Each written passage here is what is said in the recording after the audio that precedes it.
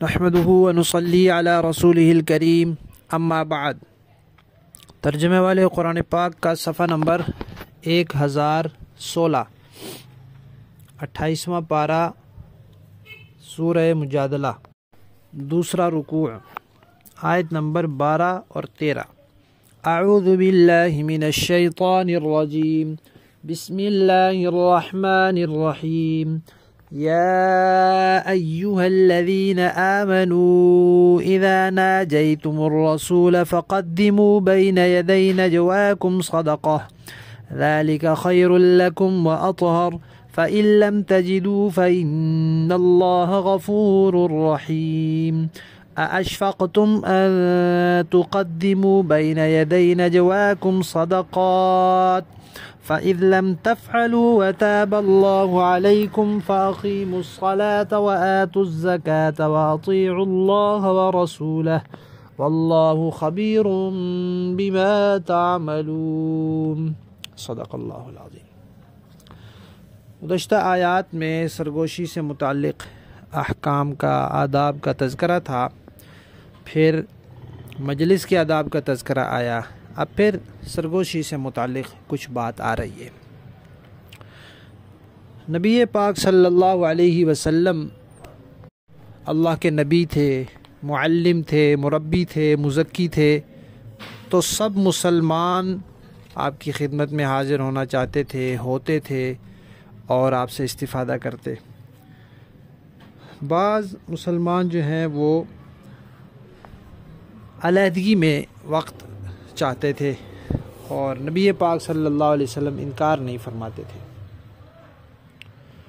حسن اخلاق کی وجہ سے، شفقت کی وجہ سے۔ پھر وہ لوگ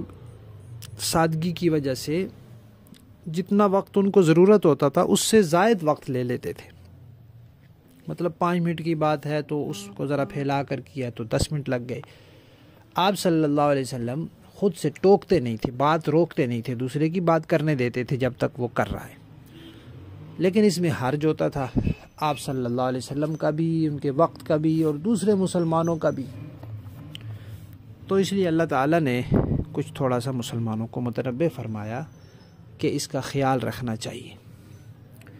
اور ایک مسئلہ اور یہ تھا کہ بعض منافقین تھے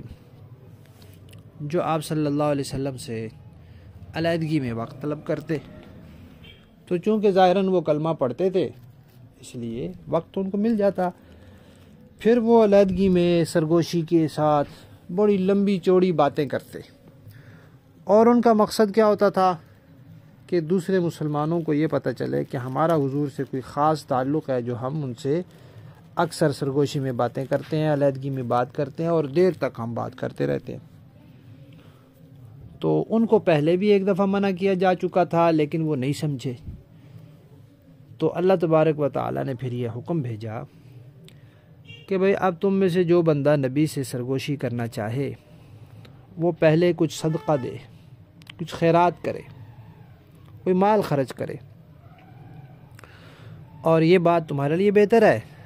اور پاکیزگی کا باعث ہے۔ صدقہ خیرات کرے کوئی غریبوں کا فائدہ ہوگا، مال خرچ کرنے سے انسان کا تزکیہ ہوتا ہے، وہ ہوگا۔ اور نبی پاک صلی اللہ علیہ وسلم کے پاس جو کثرت سے لوگ اب سرگوشیوں کے لیے اور علیحدگی میں وقت لینے کے لیے آتے ہیں، ان کی کمی ہو جائے گی۔ اور منافق جو ہے اس کو تو مال خرچ کرنا بڑا بھاری ہوتا ہے، نماز منافق پر بھاری ہے، جہاد بھاری ہے، مال خرچ کرنا بھاری ہے، تو وہ نہیں کرے گا، تو مومن اور منافق کی تمیز بھی ہو جائے گی۔ تو یہ حکم دے دیا، ساتھ یہ فرما دیا کہ اگر کوئی مالدار نہیں ہے، اس کے پاس مال نہیں ہے، تو وہ اس سے مستثنا ہے، اس کو کوئی مجبوری ہے، وہ علیحدگی میں سرگوشی میں کوئی بات کرنا چاہتا ہے، لوگوں کے سامنے کرنے کی بات نہیں ہے، تو اس کے لیے یہ حکم نہیں ہے۔ لیکن مسلمان اس سے یہ سمجھ گئے کہ اس طرح یہ بات اللہ تعالیٰ کو پسند نہیں ہے کہ بار بار نبی پاک صلی اللہ علیہ وسلم سے علیحدگی میں وقت لیا جائے اور لوگوں سے الگ ان سے لمبی سرگوشیاں کی جائیں، تو مسلمان اس سے بالکل باز آ گئے، رک گئے،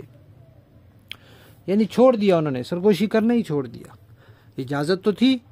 کہ پیسہ خرچ کرو، صدقہ کرو اور جا کے سرگوشی کر لو، جو علیحدگی میں بات کرنی ہے کر لو،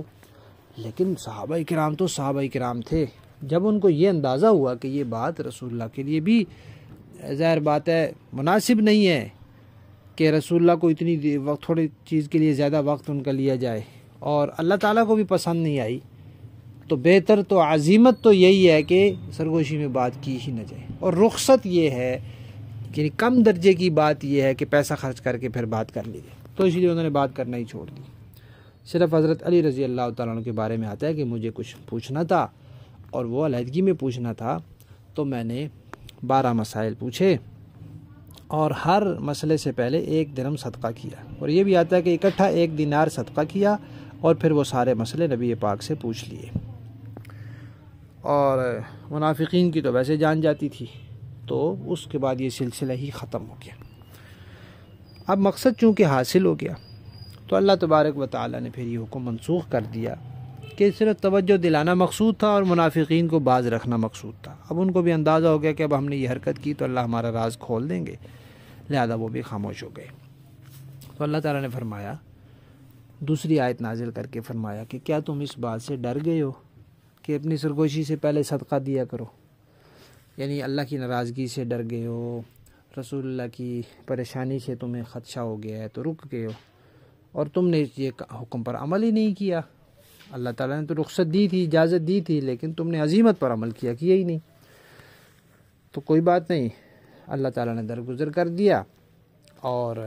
اب یہ ہے کہ وہ احکامات دین کے جو منسوخ ہونے والے نہیں ہیں۔ یہ جو حکم تھا صدقہ دے کر سرگوشی کرنے والا، یہ تو وقتی تھا، عارضی تھا۔ اب وہ احکامات جو ہمیشہ والے ہیں، منسوخ ہونے والے نہیں ہیں، ان پر عمل کرو اور ان کے ذریعے اللہ کا قرب حاصل کرو۔ وہ کیا ہے؟ نماز قائم کرو، زکوٰۃ دو، اللہ اور اس کے رسول کی اطاعت کرو، اور جو کچھ بھی تم کرو گے اللہ اس سے خبردار ہے۔ منافق اب اس لیے سرگوشی سے باز آ گئے کہ ہمارا راز نہ کھل جائے اور ہمیں پیسہ نہ خرچ کرنا پڑے، اور مسلمان اس وجہ سے رک گئے کہ اللہ کو پسند نہیں ہے اور رسول اللہ کو اس سے تکلیف ہوتی ہے، ان کا وقت زیادہ صرف ہوتا ہے۔ تو بہرحال جو کچھ کر رہا ہے، جس نیت سے کر رہا ہے، اللہ تعالیٰ اس کی خبر رکھتے ہیں، اور ویسے ہی اس کے ساتھ اللہ تعالیٰ پھر بدلے کا معاملہ فرمائیں گے۔ لفظی معنی دیکھیے، یا ایھا الذین آمنو، اے ایمان والو، اذا جب ناجیتم تم سرگوشی کرو، الرسول رسول سے، فقدموا تو تم دے دو، بین یدی پہلے، نجواکم اپنی سرگوشی سے، یعنی اپنی سرگوشی سے پہلے دے دو، صدقہ کوئی مقدار مقرر نہیں کی تھی، ذالک یہ خیرن بہتر ہے، لکم تمہارے لیے، واطہر اور زیادہ پاکیزہ ہے، فَإِن لَمْ تَجِدُوا پھر اگر تم نہ پاؤ، یعنی مال ہی نہ ہو تمہارے پاس، تو کوئی بات نہیں، فَإِنَّ اللَّهَ بے شک اللہ غفور بخشنے والے ہیں، رحیم رحم فرمانے والے ہیں۔ اگلی آیت پھر آئی تو فرمایا، اَأَشْفَقْتُمْ کیا تم ڈر گئے ہو، ان تقدموا کہ تم دو، بین یدی پہلے، نجواکم اپنی سرگوشی سے، صدقات فَإِذْ لَمْ تَفْعَلُوا سو جب نہیں تم نے کیا، یہ کام تم نے کیا ہی نہیں، وَتَابَ اللَّهُ اور اللہ نے درگزر فرمایا، علیکم تم سے، فَأَقِیمُوا تو قائم کرو تم، الصَّلَاةَ نماز، وَآتُوا اور ادا کرو تم، الزَّکَاةَ زکوٰۃ، وَأَطِیعُوا اور اطاعت کرو تم، اللہ کی بھی، وَرَسُولَهُ اور اس کے رسول کی بھی، واللہ اور اللہ تعالی، خبیر خبر رکھنے والے ہیں، بما ان کی، تعملون جو تم کرتے ہو۔ با محاورہ دیکھیں جی، یا ایھا الذین آمنوا اذا ناجیتم الرسول فقدموا بین یدی نجواکم صدقہ ذلك خیر لکم واطہر فإن لم تجدوا فإن اللہ غفور رحیم۔ اے ایمان والو، جب تم رسول سے تنہائی میں کوئی بات کرنا چاہو تو اپنی تنہائی کی بات سے پہلے کچھ صدقہ کر دیا کرو، یہ طریقہ تمہارے حق میں بہتر اور زیادہ ستھرا طریقہ ہے۔ ہاں، اگر تمہارے پاس صدقہ کرنے کے لیے کچھ نہ ہو تو اللہ بہت بخشنے والا، بڑا مہربان ہے۔ اَأَشْفَقْتُمْ أَن تُقَدِّمُوا بَيْنَ يَدَيْ نَجْوَاكُمْ صَدَقَاتٍ فَإِذْ لَمْ تَفْعَلُوا وَتَابَ اللَّهُ عَلَيْكُمْ فَأَقِيمُوا الصَّلَاةَ وَآتُوا الزَّكَاةَ وَأَطِيعُوا اللَّهَ وَرَسُولَهُ وَاللَّهُ خَبِيرٌ بِمَا تَعْمَلُونَ۔ کیا تم اس بات سے ڈر گئے کہ اپنی تنہائی کی بات سے پہلے صدقات دیا کرو؟ اب جب کہ تم ایسا نہیں کر سکے اور اللہ نے تمہیں معاف کر دیا تو تم نماز قائم کرتے رہو اور زکوٰۃ دیتے رہو اور اللہ اور اس کے رسول کی فرما برداری کرتے رہو، اور جو کام بھی تم کرتے ہو اللہ اس سے پوری طرح باخبر ہے۔ صدق اللہ۔